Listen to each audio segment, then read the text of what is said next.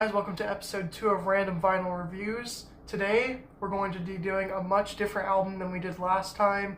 One that means a lot to me, and it's one of my all-time favorite albums. Today, we're going to be reviewing Pink Floyd's The Wall.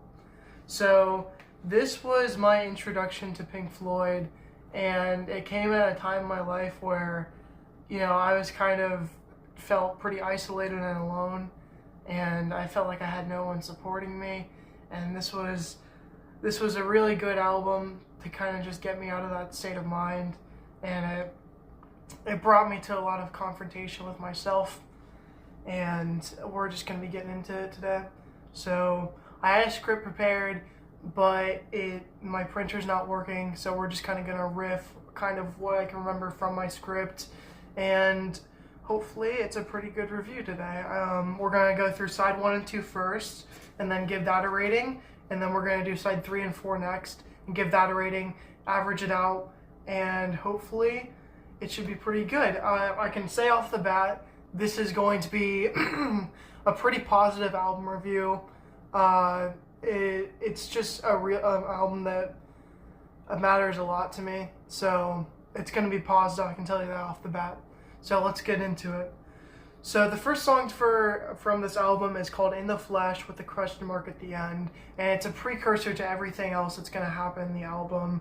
And there's a flute that's at the beginning that is very silent, and it'll get you to turn up your volume all the way so you can hear it, and it transitions into this massive guitar riff and drum beat, and it blasts your ears out. It's honestly kind of a troll.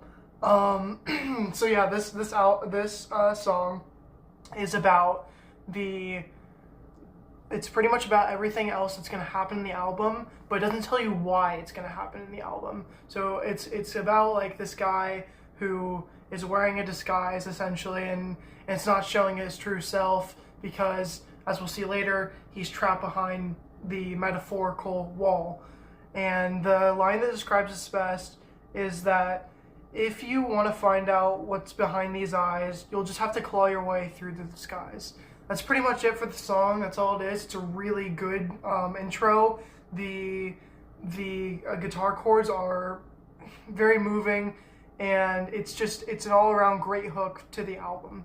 So let's get into the next song, which is the Thin Ice, and it's about kind of just modern living and how difficult it is to live in modern times without falling through cracks and just struggling throughout everyday life, because life's kind of hell and it's hard to get through a lot. So my favorite part of this song is by far at the end Gilmour's guitar solo.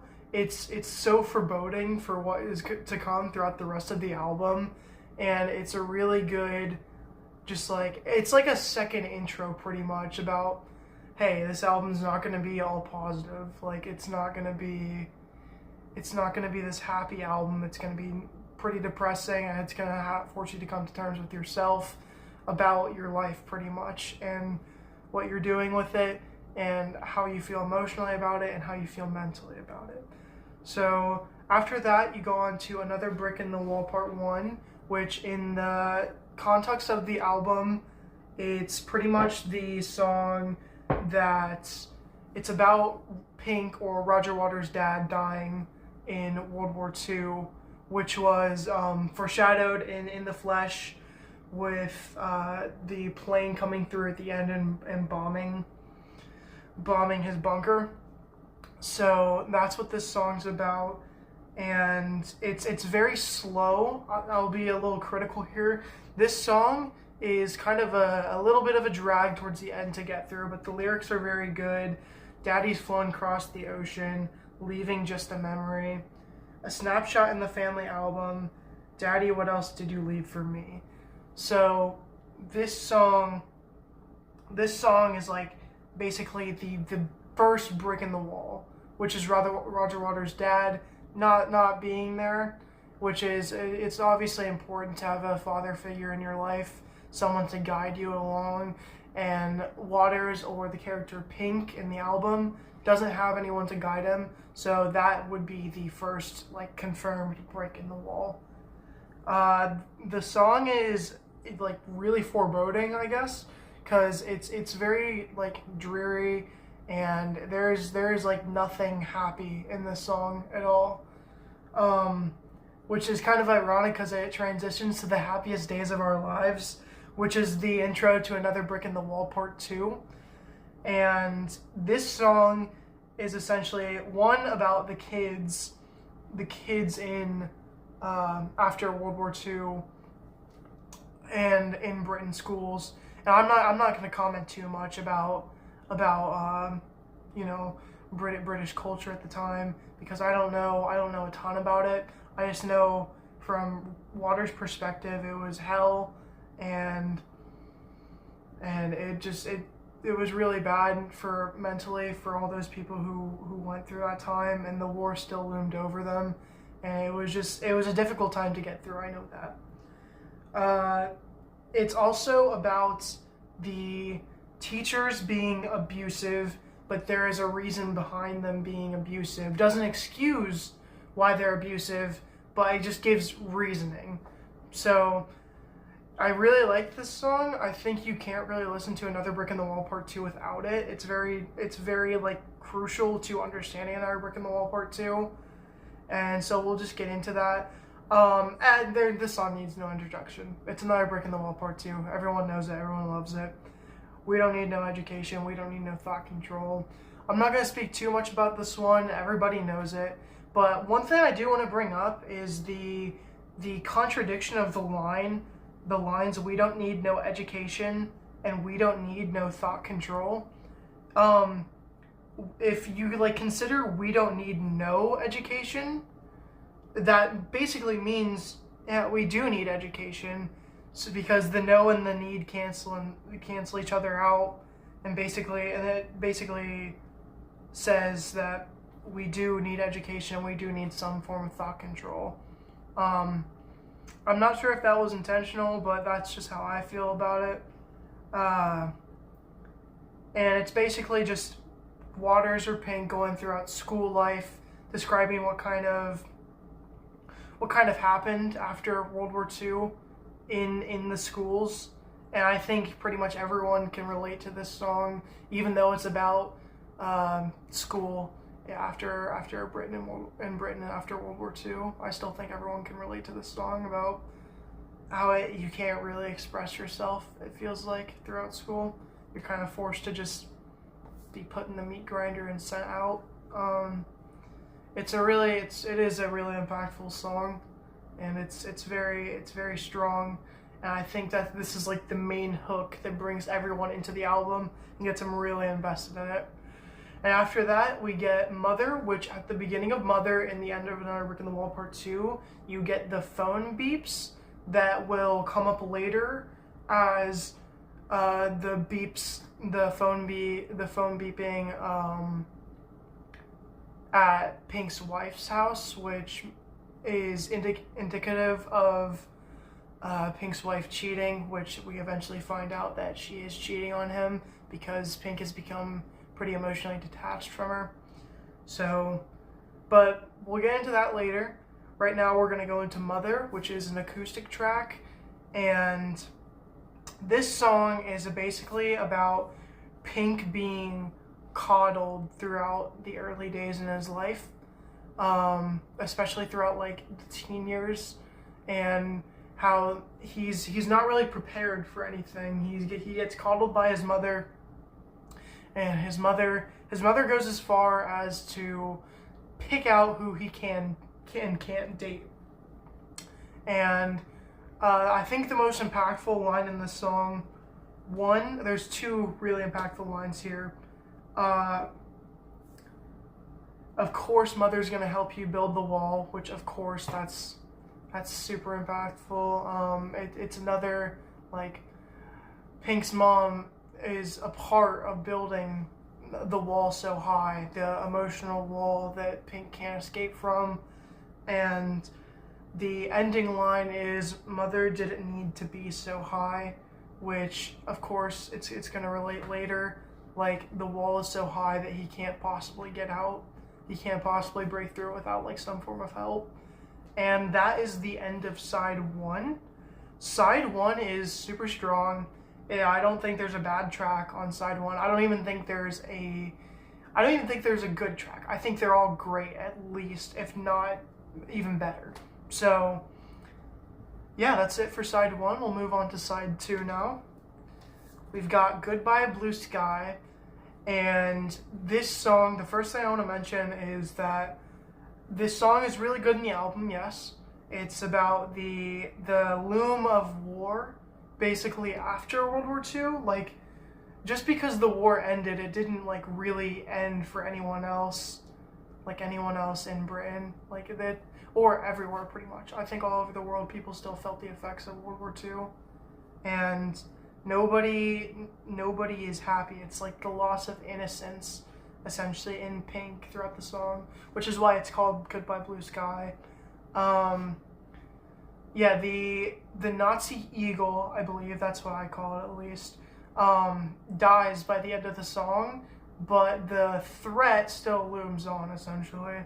It's a really impactful song, especially in the movie, because it's beautifully animated, it's haunting, and it shows like, okay, it's over, the war's over, but we are still feeling the effects of it, and we're going to be feeling the effects of it for a really long time.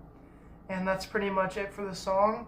I would seriously recommend giving it a watch and a listen. I think like watching the animation play out is super impactful, and it's pretty crucial to the rest of the album. And after that, we move on to Empty Spaces, which is essentially just the intro to Young Lust, and I'll read the lyrics real quick off of it. What should we use to fill these empty spaces where we used to talk? How should I fill the final places? How should I complete the wall? Sorry, the writing on this album, trying to read the lyrics, is incredibly difficult for me. I'm having a hard time with it. But yeah, this is essentially just the intro to Young Lust. It is kind of like just the wall starting to come together. Like, I think this is the album that exemplifies the most that, like, yeah, there's no going back. This wall is starting to be built, and there's no going back, and if you want to get out, you're going to have to tear it down. So, and I believe the line, what should we use to fill the empty spaces where we used to talk, is in reference to Pink's wife.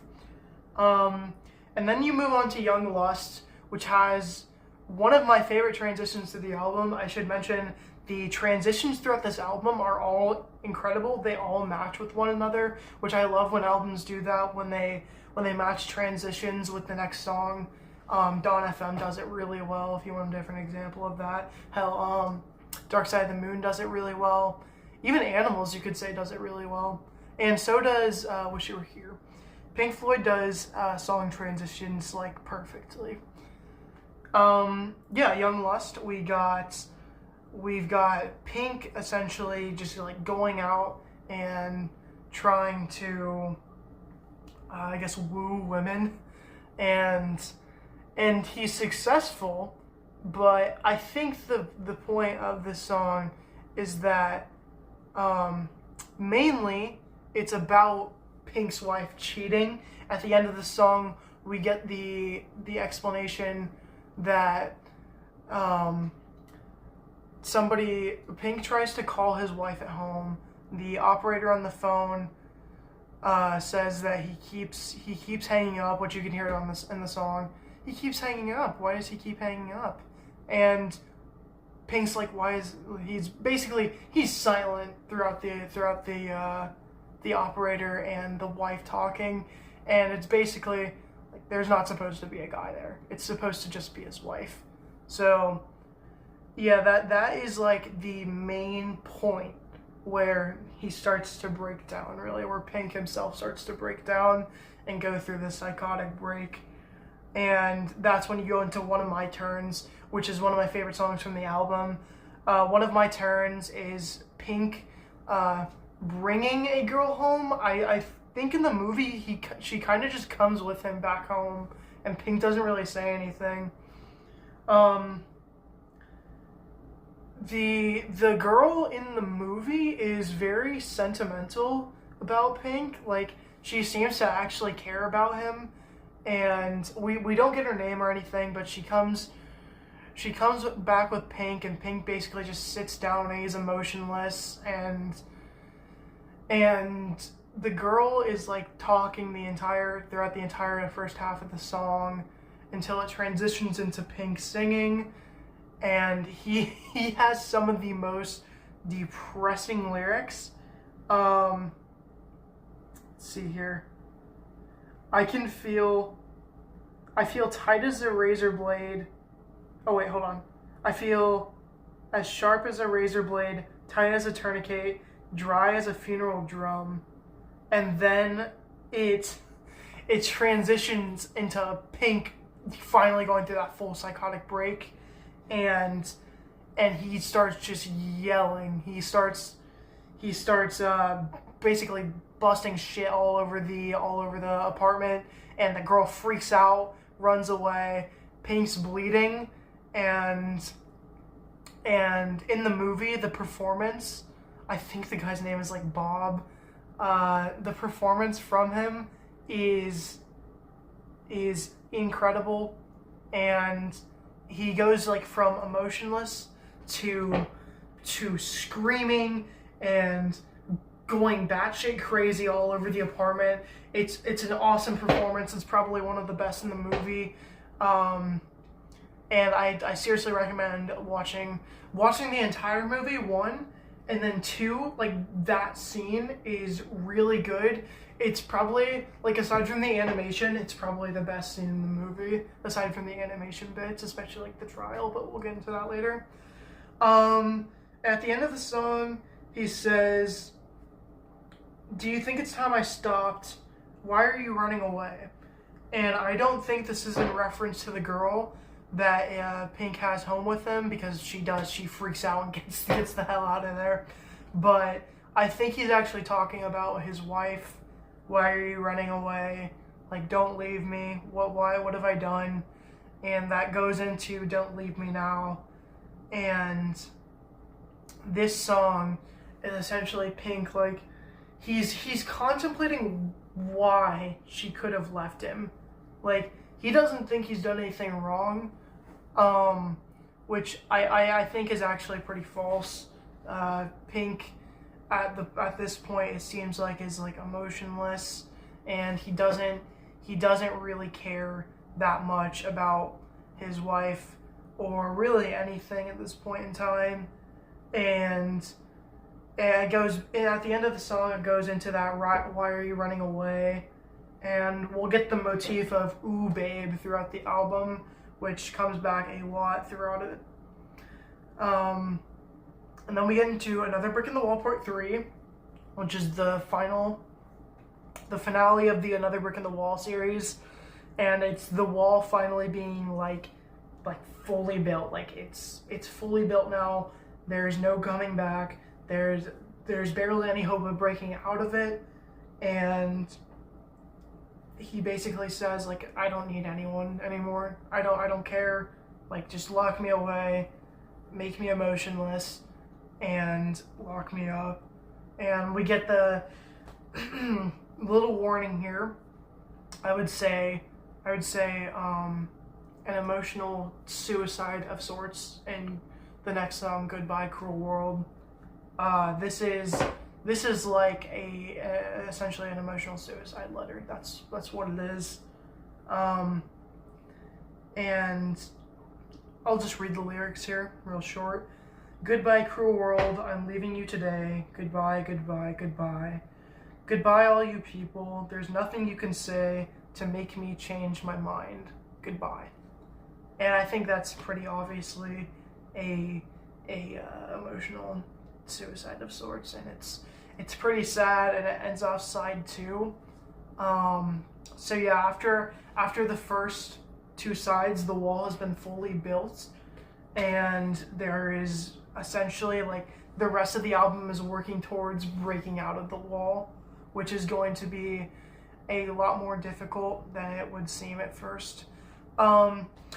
So I know I haven't talked a lot about the instrumentals on this album. They are very good. They are very strong, especially when you get into the second half. I think the second half has stronger instrumentals than the first. I think the first half has a lot of like solemn instrumentals, especially with the acoustic guitar, and a lot of the string instruments are very solemn. There's not a lot of brass going on, and it's just a very solemn first half to the album, and it's really depressing to listen to. I wouldn't say it's hard to get through, but it kind of makes you just like come to terms with yourself, essentially, especially with those instrumentals. Like the instrumentals are not happy in this album. Like I would say maybe like through the first half there is like, I would say like sarcastic optimism. Like Young Lust has a really good strong instrumental that I would say is like technically positive, but I would say it's sarcastically positive. Same with Another Brick in the Wall Part 2, because it's always like rising. It's always da da da da da da da da. So yeah, I would say there's a lot of like sarcastically positive and optimistic tracks than two instrumentals. But Roger Waters delivers great vocal performances throughout the entire album. They're all very emotional. I can always tell that these performances throughout the entire album are coming like straight from the heart. Like this isn't fake emotion. This is real. This is what Roger Waters thinks, and I seriously respect that. And I think it takes a lot, especially like in the 1970s, to come out and just like say like, hey man, I'm fucked up. Like I can't bottle up my emotions any longer. I think this album is actually quite progressive in having people stop bottling up their emotions, especially from like the time of the 50s and 60s, where pretty much everyone just bottle up their emotions, and like it says, like they go behind a wall and they don't talk to anyone about it. They just bottle it up and put it away. So I guess I'll go into the review of side 1, In the Flesh, The Nice, Brick in the Wall Part 1, Brick in the Wall Part 2, Mother. I would give side 1 like a good 9.1 out of 10. There is not a bad track here. And then side 2,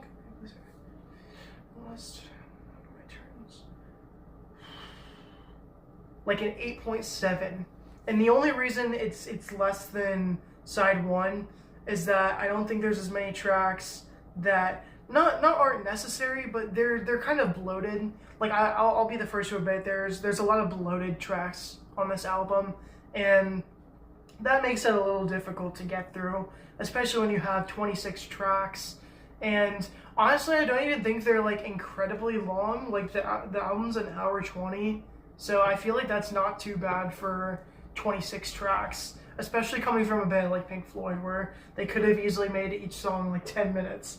So I feel like you can average that out to about like an 8.9, I'd say, around. That's probably what I'd give the first record here, is an 8.9 out of 10. And then we'll move on to the second one, which, if I remember correctly, immediately starts off with one of my favorite tracks from the album, Hey You. Yes, I love this song. Hey You is about Pink essentially regretting immediately what he's done to himself. He is like freaked out. It's like, what have I done? Like, I need to get out of here. And that's what the song's about. He's trying to reach out to anyone, everyone as possible, and he can't. It seems like he's getting to someone. It seems like he's like finding people, connecting with them, and about to break out of the wall. And and we get this awesome guitar solo after the second time the chorus plays through, and it's so cool. It's uplifting. It's like he's about to break out of the wall, and then it just crushes you with this verse here. But it was only fantasy. The wall was too high, as you can see. No matter how he tried, he could not break free, and the worms ate into his brain, which is just absolutely crushing, because it felt like he was about to get out of the wall, like almost immediately, and then it's like, oh well, that sucks. It's a fucking fantasy. So yeah, this song is like top 3 on the album for me. I love this song. It's so good. The instrumental was one of the best on the album. It's up there with The Trial and Comfortably Numb. And at the end of the song, after that verse that just crushes you, he tries one more time, louder than before, louder than anything else, to just reach out to someone. And the ending lyric, "Hey you, don't tell me there's no hope at all. Together we stand, divided we fall." But he can't reach anyone, so they are essentially divided by this wall that Pink himself has created. And it's quite an emotional track. I really do enjoy this one, and I would give this track a 10 out of 10. This is a 10 out of 10 track for me. I love it. Then we move on to Is Anybody Out There, which is like, if the last song was like describing what it's like for Pink inside the wall, this is confirming it. It is like a desolate instrumental, an acoustic guitar that's like alone pretty much, and it's just, the only lyric is anybody out there, and it's silent pretty much throughout the entire track. There is no response, and this acoustic guitar comes in towards the end of the song, and it plays out this beautiful and somber instrumental. And there is one part that always gets me at the very end of the very end of the instrumental. It does a little violin, like a violin teardrop, essentially, I would say, and it's so depressing. It's crushing. It's probably, I wouldn't say it hits harder than Hey You, but it just solidifies Hey You as like, wow, this sucks, there's no getting out. And then we go into Nobody Home, which is basically, again, kind of a description of how the wall is feeling to Pink right now. And I would say that this song is Pink looking at his surroundings and being like, I'm at the lowest point in life. This sucks. There's nobody out there for me, and even if anybody calls, there's nobody home, which obviously I think is supposed to be a metaphor for like, even when you're there with people, even when you're talking, you seem happy, you're not really there. And at some points, like, you're not really yourself a lot. This song is, I would say, not as good as Hey You, neither was as anybody out there. But I would say, like, this is the confirmed song. Like, this is the song that's showing you, like, there's no real hope of escaping until like later on. So you're pretty much like crushed, like, at this point. Like, you've gone through 3 songs, I think 5 songs in a row where it's just like, wow, this is depressing. And it doesn't get any better from here, because we go to Vera, which is about,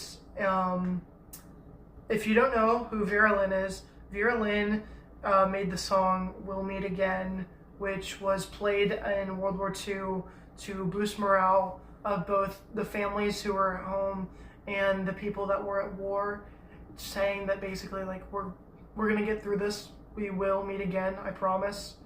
And the song is really, I would say, about like Roger Waters not meeting his dad again. Obviously his dad died, Um, my favorite like element of the track, I would say, is in the movie. Uh, Roger is there at the train station, and everybody else has their people who have come home. They're people who have gotten back, people that love them, and Roger is like the only one that is just alone, has no one. And I should say Pink, but I think this one is more representative of Roger Waters. And if you don't know who I mean when I say Pink, Pink is a sort of representation in the film as well as the album of a combination of Roger Waters and Syd Barrett, and the emotional stuff that happens in the album, like the actual true stories, I would say, come mostly from Roger Waters, and then later we get into like the actual like psychotic break, I would say, from one of these turns forwards. It's kind of like the psychotic break of Syd Barrett, essentially.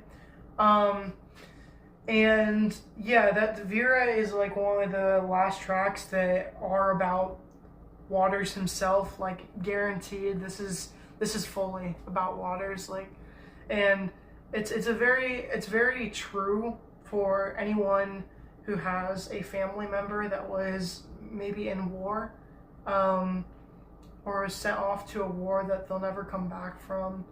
And it's a very depressing track, just like most of the songs in this album. And it leaves Roger feeling more alone than ever. The final two lines in this, I'll say final four lines in the song. Vera, Vera, what else has become of you, or what has become of you?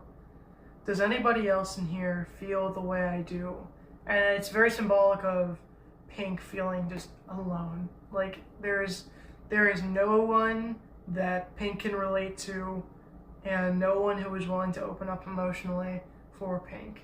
So that's my interpretation of the song, at least. I know that it's at least about just Roger Waters' dad. That's essentially what the song is about. But yeah, most of the songs in this album are up to interpretation. A lot of these songs are just my interpretation of it, and I don't know as much as some other people. I'd say I don't even know like a fourth of as much as some other people about this album. People put their lives into this album and studied it, and I am not one of those people, so we'll get that out of the way. And we'll just move on here. We'll go to Bring the Boys Back Home, which is I would say a intro track to Comfortably Numb. And this is basically just a common war cry, bring the boys back home, obviously meaning bring the soldiers, get them home, get them safe. Like, we don't want them out there anymore. We want them to be safe. And this album, or not this album, yes, but this song in particular has incredible background vocals, like second best to probably The Trial, and that's it. This song has a choir singing, I think, and it is beautiful, and it's one of the few songs that I feel is like genuinely kind of uplifting and not sarcastically uplifting. This is like a song that I feel is truly trying to like uplift the audience a little bit, which is helpful because we haven't had one of those tracks in like 8 songs. So yeah, and then this song needs no introduction. Everybody knows it. If you don't know it, go listen to it. We got Comfortably Numb. I'm not going to talk too much about this track.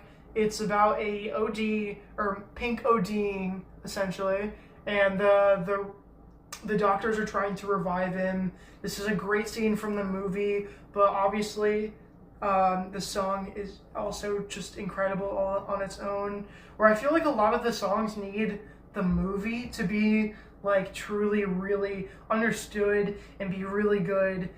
Comfortably Numb is not one of those tracks. Anybody who suffers with drug addiction and drug abuse and emotional abuse and just not being able to express emotions, this is like maybe one of the greatest songs of all time, because there's so many people who are just comfortably numb.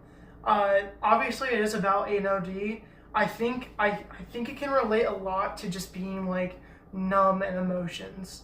Like I think that's the secondary meaning of this track is being numb in your emotions, not thinking about anything, and just being, as the title says, comfortably numb. Um, the track, it really does, I think it means a lot to anyone who's listened to it. Everyone can relate to this song, and in the context of the album, this song is crushing because nobody's reviving him because they care about him. They're reviving him to put him back on the fucking stage. Like this guy, this Pink is seen as a product essentially. Nobody, like, it seems like nobody cares about him through the album. It seems like he's alone, and I think that is the intention. You're supposed to feel like pity for him, maybe not sympathetic because Pink does emotionally by himself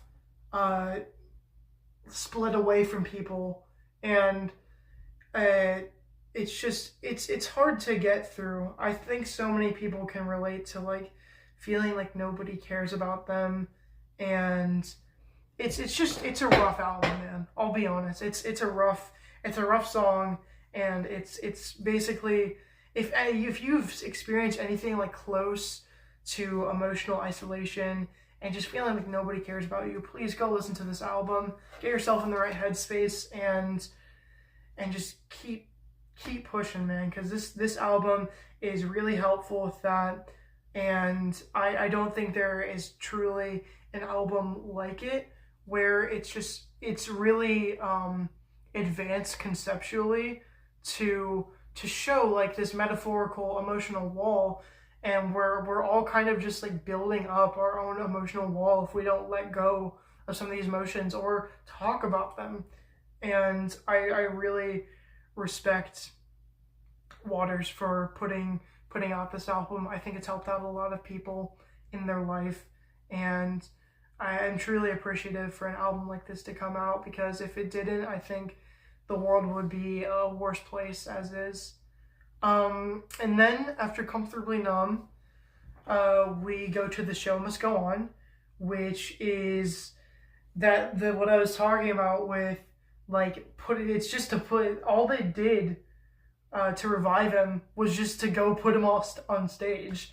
So that's what this song is about. It's like Pink doesn't want to perform anymore. Pink doesn't want to do any of that. He just wants to stay isolated emotionally, and he wants to just get out. Like, he does not want to go anywhere.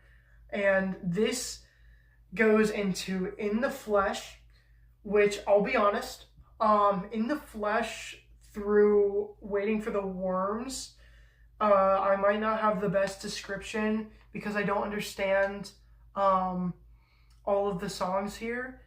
Just because I would say, let's see here, I would say, I think personally that all of this happens like within Pink's head. I think from In the Flesh to Waiting for the Worms, that all of this happens in Pink's head, and that none of the Nazi stuff happens. Like, he does perform and everything, but none of the Hammerhead stuff happens in real life. It's just a depiction of Pink like becoming in his head the very thing that he like is entirely against, what ruined his life and what put all those bricks in the wall, is what he becomes.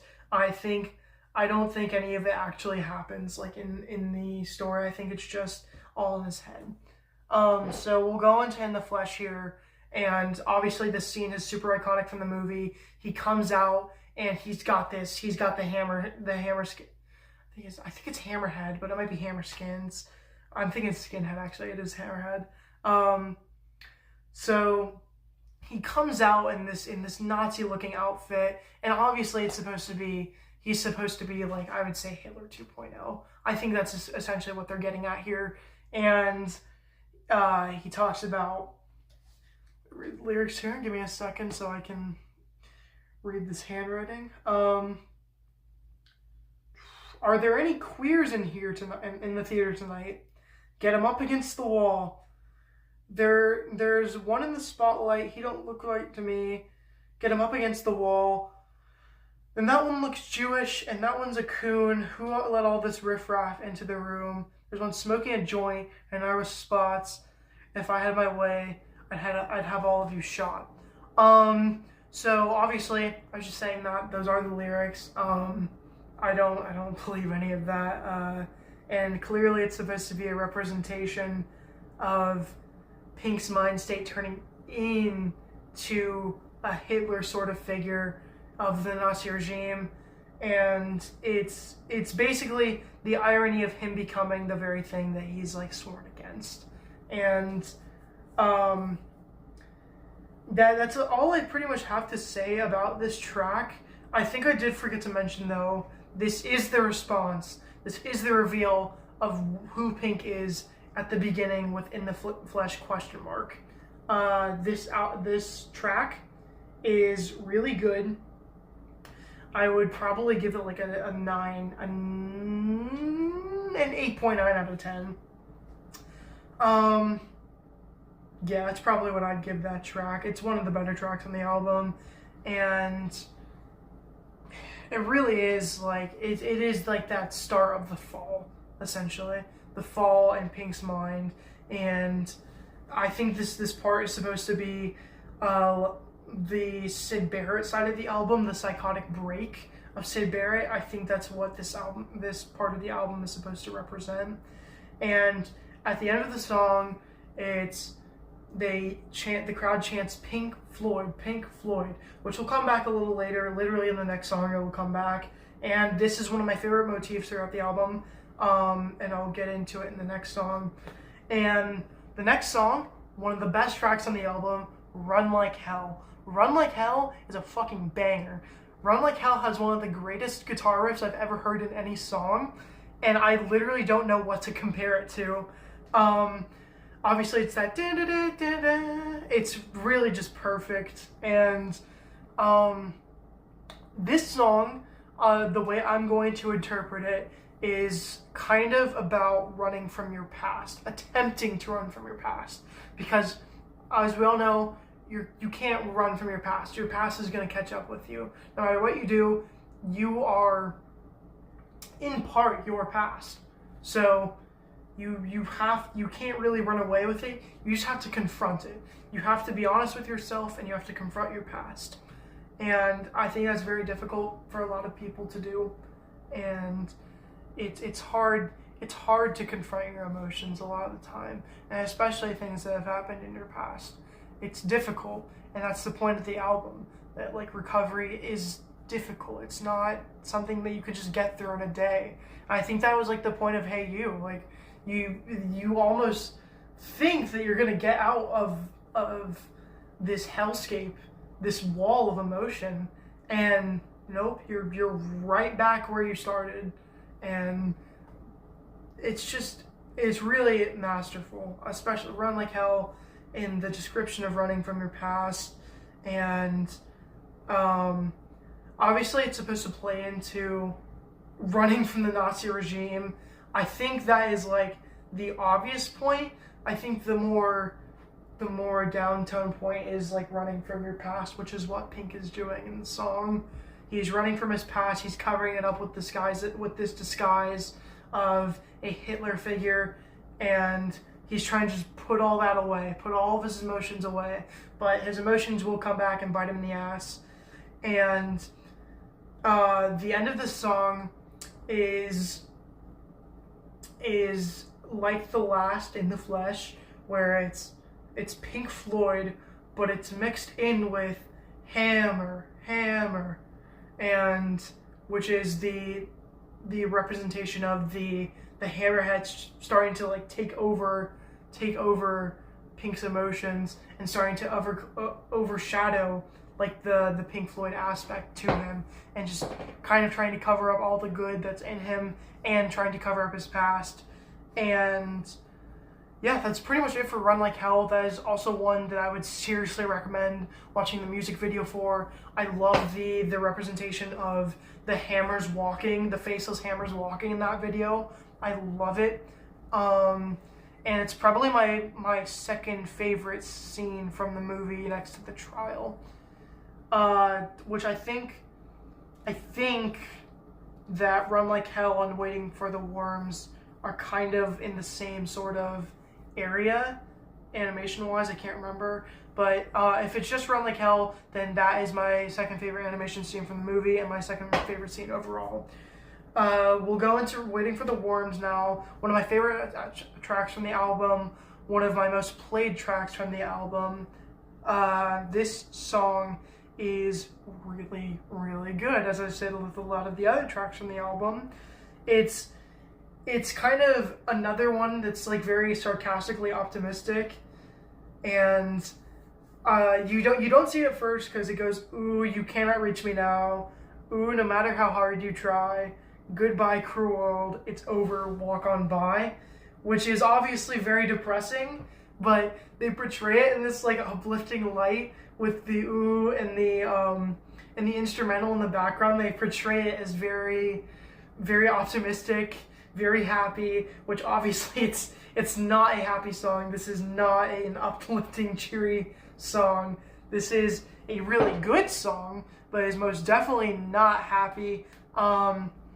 And the lyrics, I think, that represent this most, besides that first set there, is the lyrics talking about Britannia and the colored cousins that Britain at the time was trying to remove. And I think this is like kind of just pointing out the absurdity of the British fascism that was happening at the time. Again, I'm not going to talk about it too much because I don't know a lot about it. I'm going to look more into it. The more I keep looking into the album, the more knowledgeable I become, and I enjoy the album the more I look into it.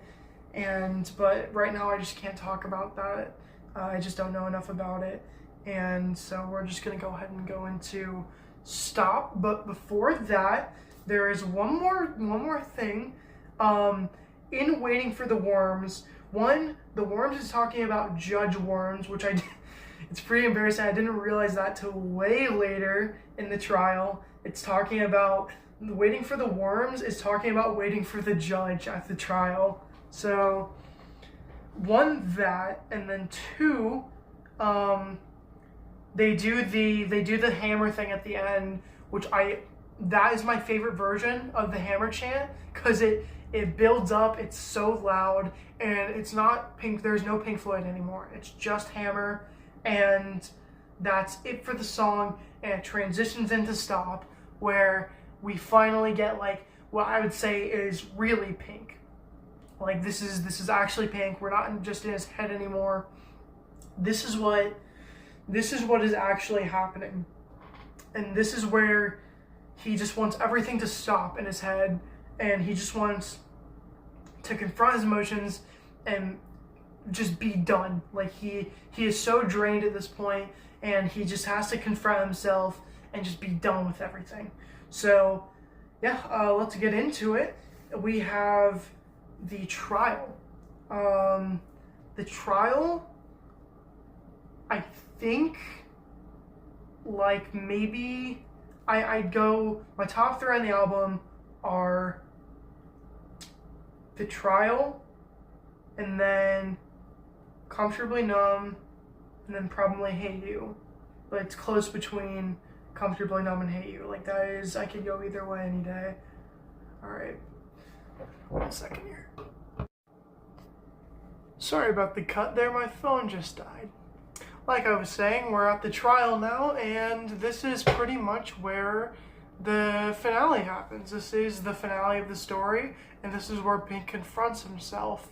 And the Worms is, as we now find out, he is the portrayal of self-hatred, but he is also the judge, so he is here to judge Pink and give him a sentence. In the movie, this is beautifully animated. Like, this is one of probably the best scenes of all time in any film ever, I would say.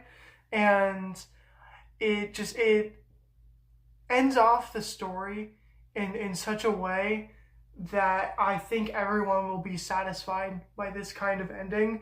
And Pink confronts essentially everyone who he thinks are bricks in the wall. And he finds out kind of, I would say, that he himself played a lot of the part in forming those bricks. He can't just blame it on everyone else. Sure, you can put part of the blame on some people, but inevitably you yourself have to play parts of putting bricks in the wall. And that's kind of the self-hatred that the judge has for Pink. Because, it's all technically, I would say, in his head. So it's just Pink talking to himself, essentially, and just shitting on himself, like they say in the song. It fills the judge with the urge to defecate on him. So, yeah, this song is essentially like just shitting on Pink, and then giving him a sentence that the judge describes as the only fair thing, the full extent of the law, and he deserves to be shown for what he is. And they tear down the wall at the end of the song.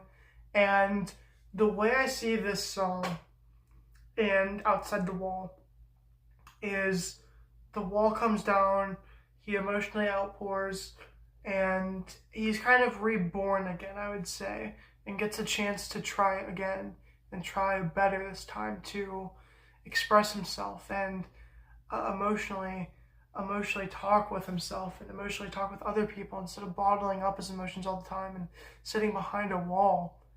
And I think that's the point of the album, is just trying to express your emotions better and not just bottling up all the time. Like actually talking about your feelings and what has happened to you over time, that if you don't keep your, I guess, quote Game of Thrones here, to keep your weeds in check, they'll grow and they'll kill you. Like, it's a great ending to an already great album, especially with the scene in the movie of Outside the Wall, where the kid, who I presume is Pink, and this is why I think it's a telling of rebirth, essentially, is because it's a child. A child pours out a Molotov cocktail.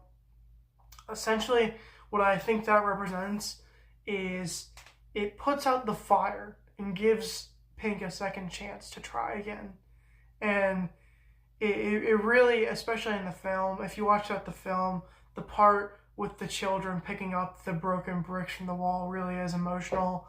And I think it's a real tearjerker.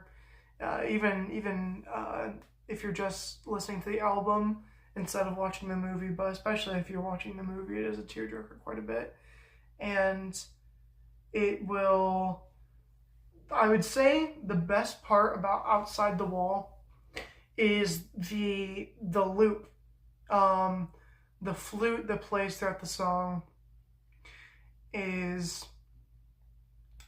turned around and it loops into "In the Flesh?" ? So there's a lot of theories that this song means that we never truly emotionally recover, and that this happens all the time and there's no stopping it. You'll always emotionally try and bottle up, and then because you can't emotionally bottle up everything, there's eventually an outpour. And it's a really great scene. It's a really great song. I didn't even talk about the lyrics. The lyrics are basically saying that there are people there for you. There are people there that care for you, that love you, and that miss you. But throughout the album, Pink couldn't reach these people because he was inside the wall. He couldn't reach out to them. We saw it in Hey You, and we see the reasoning here. We see that there are people outside the wall trying to help him, trying to connect with him, and we see that, and it's just a really good song overall. So is The Trial. I would say I kind of combine them both into one song, and I would give The Trial like a 9.6 out of 10. The Trial / Outside the Wall. And then you can throw Stop in there too, I guess. But yeah, that is The Wall. It's a very, I don't know if you could tell throughout the throughout the review here that this album does mean quite a lot to me, and I do really care about this album. I don't know everything about it. I don't claim to know everything about it, but it always hits the feelings really well, like on the head, and it struck me in a way that not a lot of albums have.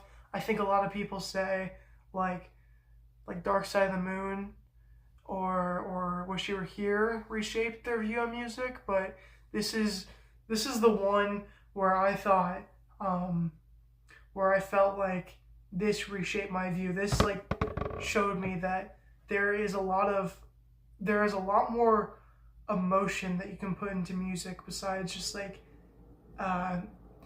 anger or happiness. Like there is so much nuance in this album. It's not all black and white, and that's why I love it. And I'm not saying like this album is better than Dark Side of the Moon or Animals or Wish You Were Here. In fact, I think all of those albums are better. I think The Wall is a little bloated, whereas none of those albums are. And I think this album is very strong instrumentally, but it kind of loses the prog rock feeling that they had in some of their earlier albums.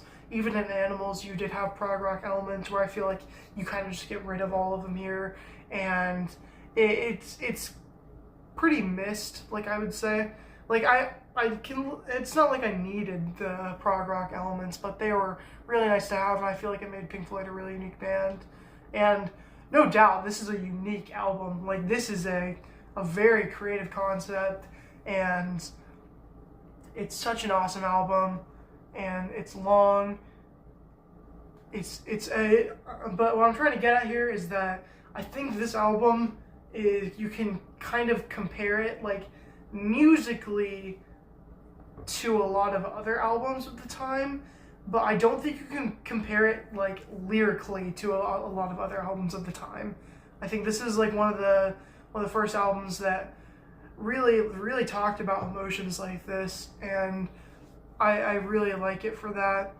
It's such an awesome album, but I've done enough glazing of this album, so let's just go ahead and give it a review here. And side 3, Hey You and Comfortably Numb are the standouts, but you have a kind of set of tracks that are a little bland maybe, and a little dragged out. So I'm going to give side 3, even though it has what I'd say are the best tracks on the album, I'm going to give side 3 like an 8.5. Because you have those 10 out of 10 songs, but you also have, I would say, like probably 7 out of 10 and maybe even 6 out of 10 songs on this side. So I think it evens out pretty well. Like Bring the Boys Back Home is great, but it's super short. Vera is fine. If you know the context, it's pretty good, but other than that, it's just good. Nobody Home is also fine. Like I don't have a very strong opinion on that one. I'd give that like a 7 out of 10. And then Is There Anybody Out There is also really good. I would give that like an 8 out of 10. So yeah, side 3 is an 8.5. We're gonna do side 4 now. The Show Must Go On. Okay. Side 4 is a 9.3 out of 10. Yeah. This is the strongest side of the entire album, I'd say.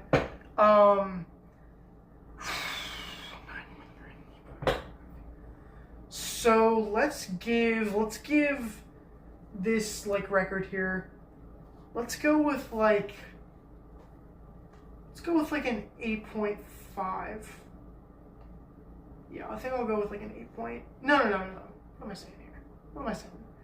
We're gonna go with this album as an 8.8. I think I gave the first side 8.9. So we'll round up. We'll go 8.9 on this album. 8.9 out of 10. One of my favorite albums of all time. It's not one of the best. I don't think it's one of the best albums of all time, but it's one of my favorites. And I can never get enough of this album. And truly, if you have not somehow listened to this album, at least listen to like side 3 songs and side 4 songs. Like specifically on side 3, Hey You, Comfortably Numb, and Bring the Boys Back Home. And side 4, listen to all of the side 4 songs. All the side 4 songs are incredible. I know this album review was definitely a little bit longer than last time. I might do a short review if you guys want that. A shorter review of this album, like trim it down to like 5 minutes or something, and then just link this album review. But I appreciate you guys watching if you stuck all the way through. I know this was long, but I do care a lot about this album. This is one that I really did want to talk about. But thank you for watching if you have stuck all the way through. Leave an album that you'd like me to review in the comments. And if you have any just recommendations for me as a channel overall, I'd be very willing to hear. I'm just trying to do better with the channel right now. Maybe grow the subscriber base and grow the video output a little more. I'm putting a lot of time into this, even though it might not seem like it, since it's a pretty basic setup and not even a mic really.